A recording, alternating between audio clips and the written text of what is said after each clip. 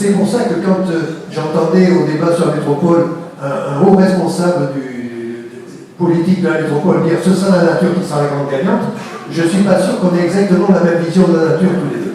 Alors, vous voyez à gauche, la photo en haut à gauche, c'est une sorte de lagune qui est située à l'intérieur du territoire ferroviaire, pas loin du Ciron. Le Ciron est plus loin que la bande d'arbres qui sont là-bas au fond à l'horizon.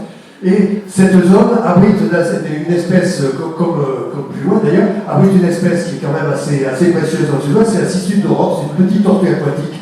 Et cette tortue aquatique, donc elle vit dans des milieux comme ça, d'eau stagnante, mais elle a besoin de sable pour se reproduire, de zones sèches pour se reproduire. Et pas de chance, elle se reproduit sur une zone où le sable est à blanc, mais où la LGV va passer en plein dessus, c'est-à-dire que la LGV va sacrifier la zone de reproduction de ces cistudes.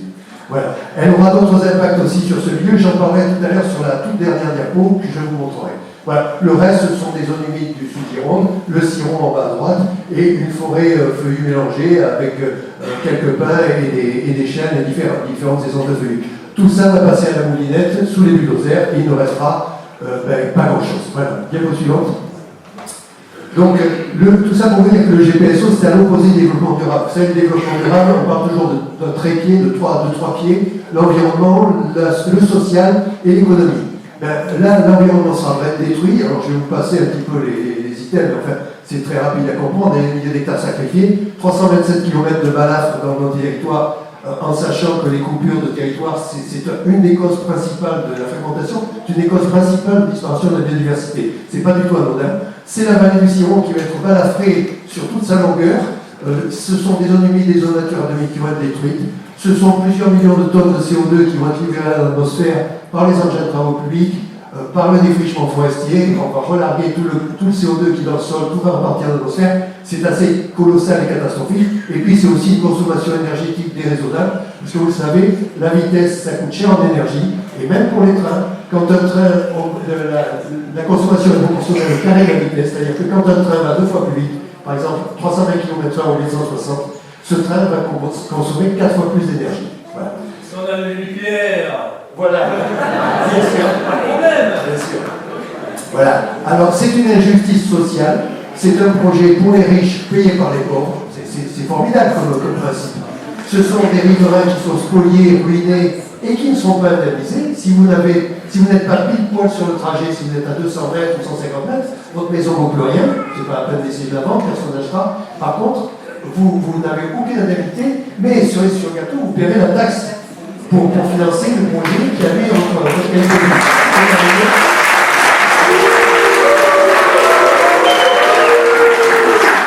Et puis, c'est une faillite économique probable. Du point de vue de l'économie, c'est pas le top. C'est-à-dire que, comme ça a été dit tout à l'heure, des prévisions de trafic qui sont gonflées mais de façon vraiment scandaleuse et des coûts qui sont sous-estimés.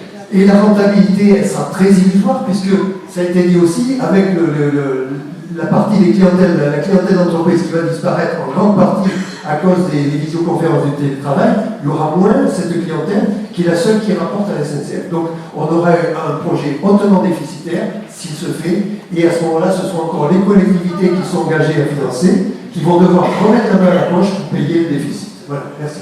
Là, j'ai vu dépasser déjà 2 minutes. Un zoom sur la scène d'Ascension, vous voyez, je vous en parlais tout à l'heure. Vous avez le tracé de la LGV ici, qui prend en enfilade tout le bassin versant du Ciron. Ça coupe une trentaine d'affluents. Ce sont évidemment des grands espaces qui étaient pour l'instant préservés, qui vont être fragmentés. C'est un triangle ferroviaire placé au pire endroit sur le Ciron. Il y aura un zoom après sur la diapo suivante. Ce sont des milieux naturels qui sont très riches en biodiversité qui vont être impactés, je vous en ai parlé tout à l'heure. Ce sont des sols qui sont compactés, imperméabilisés, parce que là aussi j'entends souvent le président de la région dire « ça n'imperméabilise pas le sol ». On voit qu'il n'est jamais allé voir le chantier de LGV, parce que le sol est très compacté, à la chaux, sous les rails, et le sol est totalement imperméable. Il ne faut pas croire qu'il y a des infiltrations sur la voie. Ce sont des écoulements perturbés au niveau du chevelu des ruisseaux et des nappes de surface, justement à cause de cette imperméabilisation. Et puis ce sont des désherbants, de la chaux dans les eaux de ruissellement, mais bon, ça va pas on continue. Alors, si un point de détail que je voulais vous dire, Je vous ai parlé de la citude d'Europe qui était dans le triangle ferroviaire là-bas, mais il y a aussi d'autres espèces qui sont lourdement importées, et là c'est dans les Landes, dans le département des Landes. Ici un petit peu en dessous, c'est en bas de la carte, en dessous de la carte, à l'approche de la ville de Roquefort, vous avez un terrain karstique avec des cavités, et vous avez un spot très important de chauve-souris, de chiroptères, et c'est un site d'importance nationale. Et la ligne de chemin de fer, la LGV va passer à côté de cette zone de chauve-souris, et donc ce n'est pas la peine de vous laisser, c'est pas la peine d'imaginer qu'il n'y aura pas de chauve-souris qui vont se faire tuer par le train par collision. C'est un risque énorme qu'on fait prendre à ce Colombie. Voilà. Diapo suivante. Donc ici on voit bien, alors on ne voit pas bien parce que c'est une carte de l'ATP. Le sillon passe là, vous voyez, il passe à l'intérieur du triangle ferroviaire, ici. Et donc vous avez un premier viaduc sur le sillon qui sera ici à ce niveau-là. Vous en avez un viaduc double qui sera ici.